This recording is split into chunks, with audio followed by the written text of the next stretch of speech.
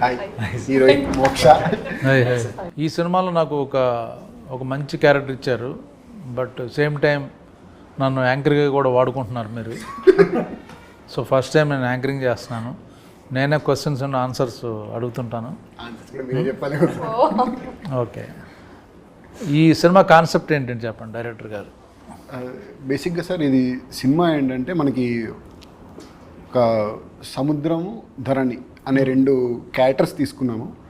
So ఈ సముద్రం దేవరా కూడా అదే సంథింగ్ ఉంటుంది. లేదు సార్, దేవరా లాంటిది. ఇది యాక్చువల్లీ ప్రేమ కథ. బేసిక్గా ప్రేమ కథ. ప్రేమలో ఇద్దరు లైక్ ఒక ఇంట్రోవర్ట్, సముద్రం లాంటి ఒక introvert and extrovert type character like ambivert అనే అతను, ఒక ఎక్స్ట్రోవర్ట్ అనే అమ్మాయి లైక్ ధరణి భూమి. సో వీళ్ళిద్దరు ఎప్పుడు కలుస్తారు అనేది బేసిక్ పాయింట్. భూమి ధరణి ఇంట్రోవర్ట్ అండ్ అంబివర్ట్ యాక్చువల్గా సార్. అంబివర్ట్ అంటే తెలిసిన వాళ్ళ దగ్గర ఓపెన్గా చాలా ఉంటాడు, తెలియని వాళ్ళ దగ్గర చాలా కామ్గా ఉంటాడు అనమాట. అలాంటి క్యారెక్టరైజేషన్. సో వీళ్ళిద్దరూ ఎప్పుడు కలిసారు అనేది మెయిన్ కథ. సో దీనికి నేను లైక్ రాముడి టైప్ ఆఫ్ క్యారెక్టర్ తీసుకొని సో డిజైన్ చేసుకున్న కథ సార్ ఇది యాక్చువల్గా. ఇప్పుడు వీళ్ళిద్దరూ కలిస్తే మాకు ఇంట్రెస్ట్ ఏంటి, కలిస్తే ఏంటి అందులో ఏంటి? ఇందులో సార్ మనకి నేచర్ ఎలిమెంట్ అనేది ఒకటి ఉంటుంది. సో బేసిక్గా నేచర్ అనేది ఎప్పుడైనా సరే మనకు ఒకటి కావాలనుకున్నప్పుడు, మనం చాలా బలంగా కోరుకున్నప్పుడు అది మనల్ని ఫస్ట్ పరీక్ష పెడుతుంది, తర్వాత బాధ పెడుతుంది. దాని తర్వాత మనం చాలా జాగ్రత్తగా చూసుకుంటామని అనిపించిన తర్వాతనే మనకు కావాల్సింది ఇస్తుంది అనేది నేను చాలా గట్టిగా నమ్ముతాను. సో అదే ఎలిమెంట్ అనేది ఇందులో పెట్టాను. సో దీన్ని నేను ఎంటర్టైన్మెంట్ బేస్గా ఒక రాముడు అబద్ధం ఆడితే ఎలా ఉంటుంది అనేది కథ తీసుకొని చేసింది సార్. రాముడు అబద్ధం ఆడితే రాముడు అసలు అబద్ధం ఆడు, అలాంటి రాముడు అబద్ధం ఆడితే అసలు కథ ఏంటనేది ఇది కదా హైలైట్ పాయింట్. అది చెప్పాలి మీరు. అసలు రాముడు అబద్ధం ఆడితే ఎలా ఉంటుంది అనేది కథ. ఓకే, ఈయన రాముడు, అతను రాముడు క్యారెక్టర్, ఈవిడ సీత. అంతే. ఓకే, సీత గారు చెప్పండి మీ క్యారెక్టర్ ఏంటి? నచ్చింది, నాకు చాలా ఇష్టం నా క్యారెక్టర్. కూడా చేశాను. I'm not asking whether you liked or not. Yeah, what is the special in this character? The speciality is every day, whatever, like I think all the girls, be it whichever part of India, they can relate to it, especially the college going girls. I think we girls are much more, we are close to our mother and father both, but usually we have seen, you know, that dad and the girls are more close to their father. Whatever she wants, daddy, baba or nana, whatever we say, being an Indian. So here in this movie, చిన్నప్పుడు నుంచి I had one thing, my life partner should be like there should be my life partner, father figure. మా నాన్న లాంటి అబ్బాయిని ఇవ్వు please. So this was my first audition and ముహూర్తం dialogue I said. So as I went deeper into the script, I found exact the Dharani character, exact how I am as a Moksha. It never happened in other movie. How I am as Moksha, I could see the small things, you know, feeding. I mean, it's very small things. I can't reveal much in this interview, but after you watch it, I think the girls. Something you can tell. You can share, no problem. So very small, minute, that, you know, feeding. I am very much an animal lover. The feeding, even the small, she is so much concerned about feeding the animals also. Okay. I mean, an ant also, and very extrovert too. I am also kind of ambivert, but yeah, I mean, inner wise, I am an extrovert girl. That basically Bengali girls are ambi. Okay. Yes, yeah. And till 10th class, 11th, 12th, I was like a boy. I mean, I had a lot of that masculine element. All girls are in like that. So in this movie also, she is like more, and she is like that one, very energetic. And I found a lot of resemblance with me as personal as Moksha and Dharani, and a small minute philosophies which the director wanted to tell through the characters. It's not only a question. What philosophy actually? Small means? A teaser, it is mentioned nature. I am a very much karma believer and nature believer. Okay. So we can see now this movie also, we started like 2 years back, right? But so being we all are newcomers, we are just stepping into the industry, but we had to face a lot of hardships. So but ultimately we can see on 2nd August the movie is releasing. So I felt each and everything, whatever you want, repressed wishes, whatever I will do. To become an actor, doing this kind of. It's a commercial movie, but as well as it's like also for the niche and also for the class and for the mass audience. So I will be having dance. So everything, every elements is there in the movie. So we were waiting for this movie to get released so that we can get in, we can step onto level 2 from level 1 in the industry, because it's a big. Scene you liked most? I think so many scenes, especially I remember when we were doing that hilltop scene, and at that time, and suddenly the climate got changed. There was a scene where Dharani will be hugging her father, recalling her father. That time, did you see how the clouds, just he said action, the clouds started drizzling. So I could feel, the nature is also conversing with us. So small, so many things are there in the movie, which I felt, nature is giving signal to us. Director గారు, ఇప్పుడు ఈ అమ్మాయి తను చెప్పింది, మీరు రాసుకున్నది ఏదైతే feel ఉందో ఆ ఫీల్ ఆ సీన్ షూట్ చేసినప్పుడు వచ్చిందా? జనరల్గా మనం రైటింగ్ అప్పుడు you right 100%, but location when it comes to location, actors వాళ్ళు కానీ లేకపోతే లొకేషన్ వాళ్ళు కానీ, బట్ అంత 100% తీయలేరు ఎవరు. ఈ 50% మనం చూపిస్తే చాలు. ఆ థాట్ని 50% మనం పిక్చరైజ్ చేస్తే ఇట్స్ ఎ బిగ్ సక్సెస్. అలాగ అనిపించింది ఈ సీన్ మీకు? Whatever you wrote particular scene, father daughter, like నేను ఒక ఎమోషనల్గా ఒకటి అనుకున్నాను సార్, అంటే లైక్ ఫాదర్ డాటర్ మధ్యలో లైక్ ఒక బ్యూటిఫుల్ ఎమోషన్ ఉంటుంది అక్కడ హిల్ పాయింట్ పైన. సో అది నేను నార్మల్గా ఏదైతే విజువలైజ్ చేసుకున్నానో కరెక్ట్గా ఏంటంటే పర్ఫెక్ట్గా క్యాప్చర్ అయితే అయ్యింది. మనం ఏదైతే అనుకున్నామో అదైతే క్యాప్చర్ అయింది. ఐఎమ్ నాట్ సెయింగ్ లైక్ 100% నేను అచీవ్ చేశాను అనట్లేదు, కానీ లైక్ కంపల్సరీగా అది నేను ఎక్కడి వరకు అయితే ఎమోషన్ కన్వే అవ్వాలనుకున్నానో ఆ ఎమోషన్ అయితే కన్వే అయింది సార్. అక్కడ చాలా బాగా వచ్చింది. పైగా అక్కడ ఏంటంటే మనము ఫుల్ చలి, లైక్ 12 o'clock వరకే, అక్కడ మధ్యాహ్నం 12 గంటల వరకే అలా ఉండింది మనకి. పైగా గాలి కూడా అక్కడ మారిపోతుంది కాబట్టి. సో అయినా సరే అది దాటి 4 o'clock వరకు చేసి ఉంటాం మనం నిజంగా షూట్. అది నాకు చాలా హ్యాపీ అనిపించే మూమెంట్ కూడా అక్కడ. మీ ఎక్స్పీరియన్స్ ఏంటిది? ఈ క్యారెక్టర్ ఏంటి అసలు? మీరు వేసిన క్యారెక్టర్ మీకు ఏం అర్థమైంది ఈ క్యారెక్టర్? సార్ బేసిక్లీ క్యారెక్టర్ పేరు సిద్ధు. డైరెక్టర్గా రాసినప్పుడు హీ రోట్ యాజ్ లైక్ సముద్రం. అంటే ఇమోషన్స్ లోపల, అంటే మనకు రోజు ఒకేలా ఉండం మనం. కొన్నిసార్లు హ్యాపీ ఉంటాము, కొన్నిసార్లు బాధపడతాము. అలాగే సార్ ఒక సముద్రంతో పోల్చినట్టు ఆ పాత్రను రాశారు. అది ఫస్ట్ ఆఫ్ ఆల్ బాగా నచ్చింది సార్ నరేషన్ ఇచ్చినప్పుడు. Plus when we did the audition together also we did, అది బాగున్నది. అంటే ఒక సటిల్టీ ఉంది సార్ క్యారెక్టర్లో, అది బాగా నచ్చింది నాకు.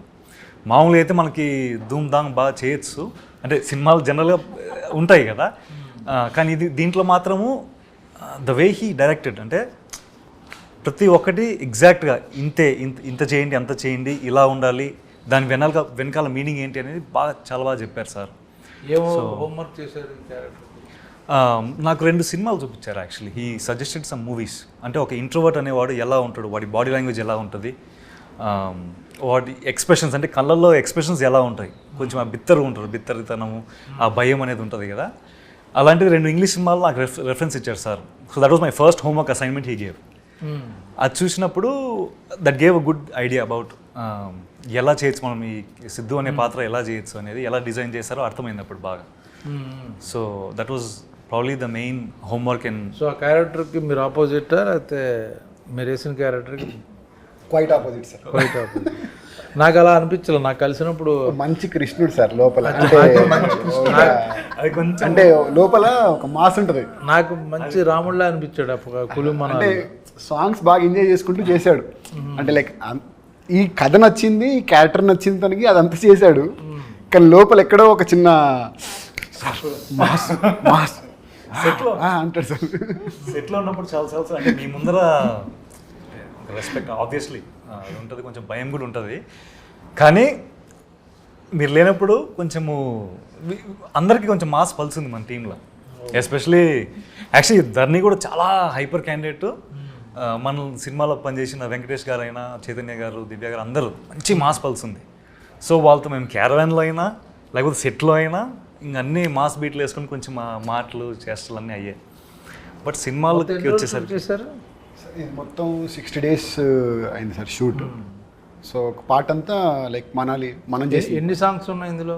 మొత్తం 7 songs సార్. 7 songs అంటే musical movie sir. Musical movie మొత్తం మ్యూజిక్ బేస్డ్ మూవీ మీద వెళ్ళాం మనము. సో సాంగ్స్ కూడా ఏంటంటే మనము పర్టికులర్గా పెట్టినట్టుగా కాకుండా కథకి కన్వే చేసుకుంటూ వెళ్తుంటుంది ప్రతిదీ.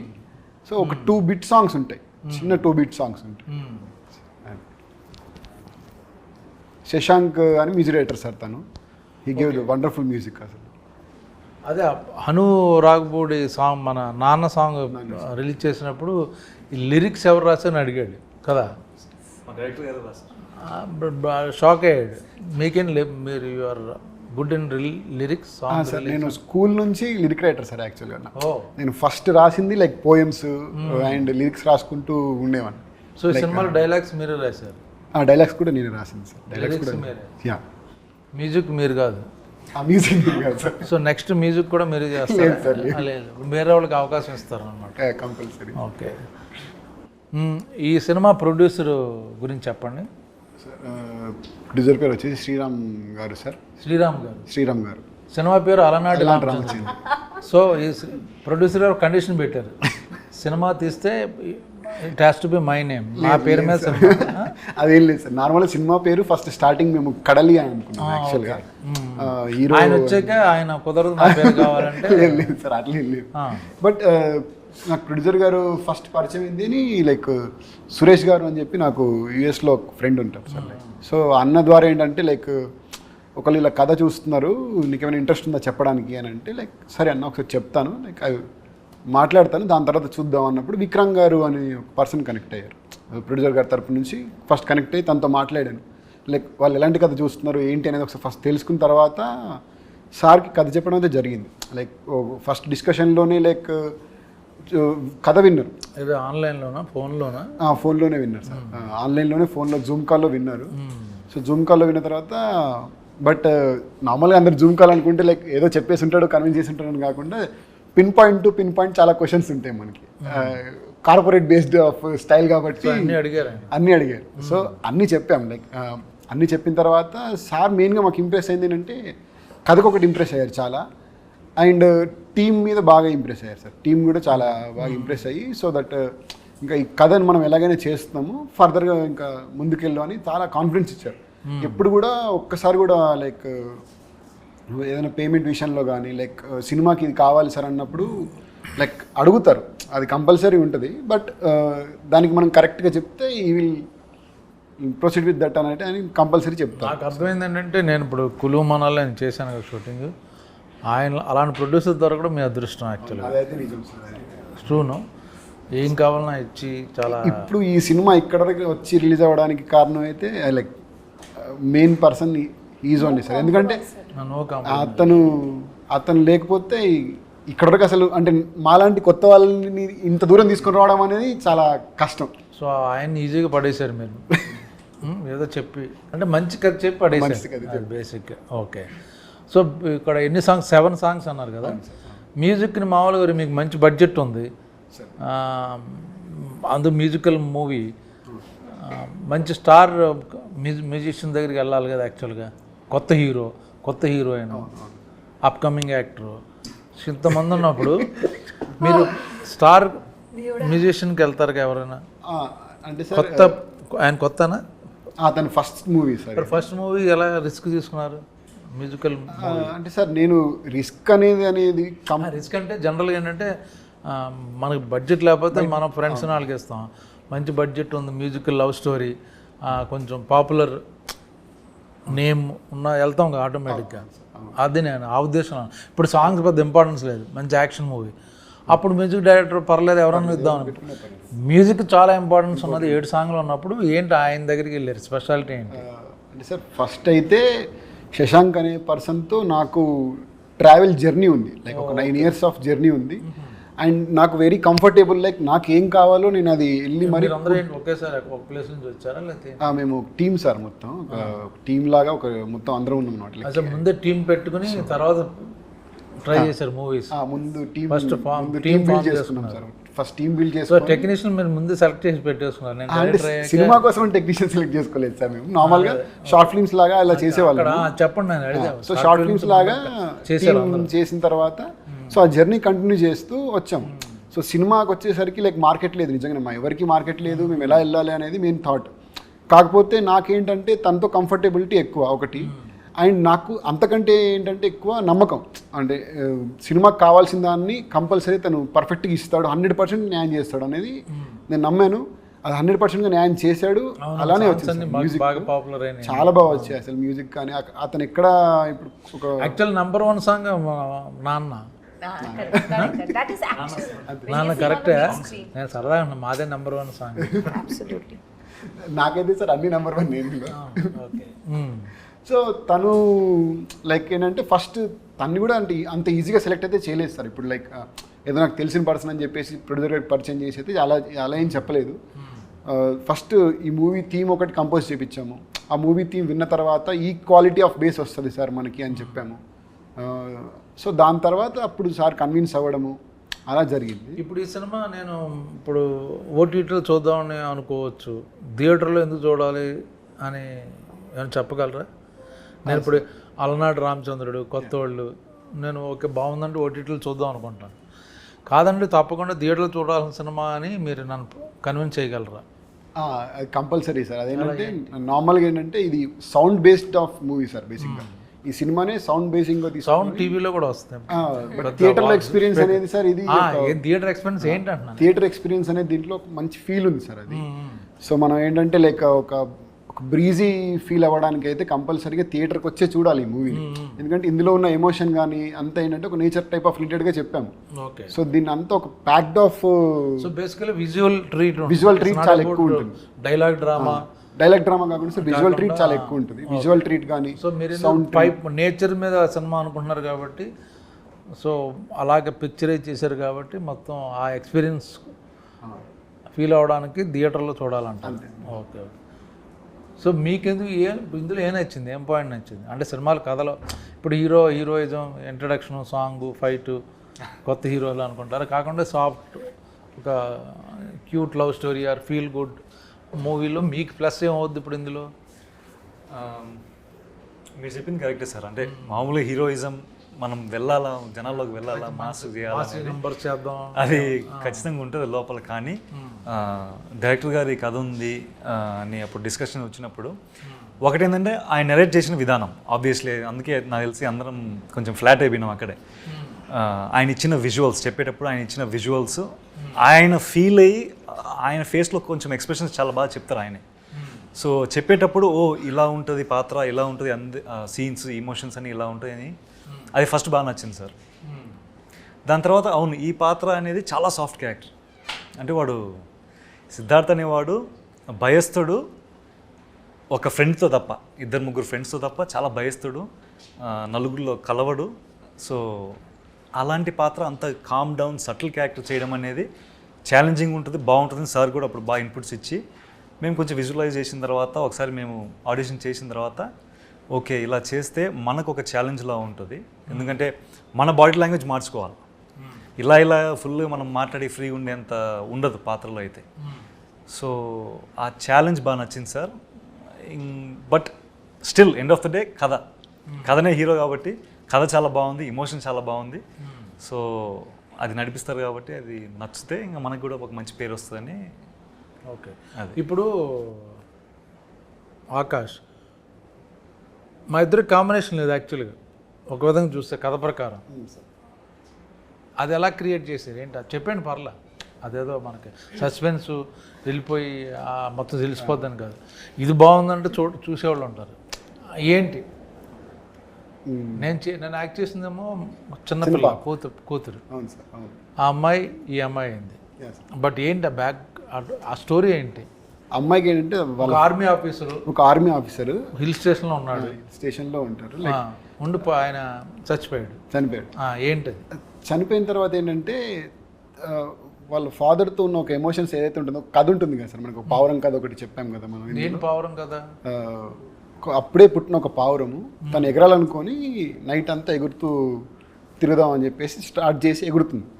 ఎగిరిన తర్వాత సడన్గా గాలి ఎక్కువైపోయి టక్మని పడిపోతుంది.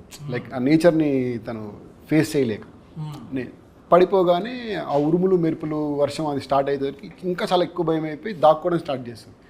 సో ఒకనొక టైంలో అది కూల్ ఫేస్కి వచ్చిన తర్వాత ఒక చందమామ లైట్ ఈ పావురం మీద పడేసరికి ఏంటా అని చెప్పి ఆ పావురం చందమామ వైపు చూడగానే ఆ చందమామ చాలా బాగా నచ్చేస్తుంది. ఆ ధైర్యం ఇస్తుంది అనమాట చాలా. అంటే తనున్న ఒక ఫేజ్ నుంచి బయటికి వచ్చి ఎగరడానికి ఒక ఇన్స్పిరేషన్ లాగా ఇచ్చేసరికి తన దగ్గర నేను ఎలాగైనా వెళ్ళాలని చెప్పేసి ఎగరడానికి ప్రయత్నిస్తూ పడిపోతూ ఉంటుంది. ఎన్నిసార్లు సరే ఎగిరినా సరే పడిపోతూ ఉంటుంది. సో అలాంటి టైంలో ఆ చందమామ ఈ పౌరాన్ని గమనించి నువ్వు నా దగ్గరికి ఎందుకు రావాలనుకుంటున్నావు అని అంటే, నువ్వు నాకు నచ్చావు, నేను నీతోనే ఉండాలనుకుంటున్నాను అని అంటే, సో నువ్వు నాతో ఎందుకు ఉండాలనుకుని ఇంత దూరం ఎందుకు ఎగిరి రావడం? లేదు సార్, నాలాంటి చందమామ అక్కడే ఉంది, ధరణి తన పేరు అని చెప్పి వెళ్ళు అన్నట్టు చెప్తుంది ఆ చందమామ.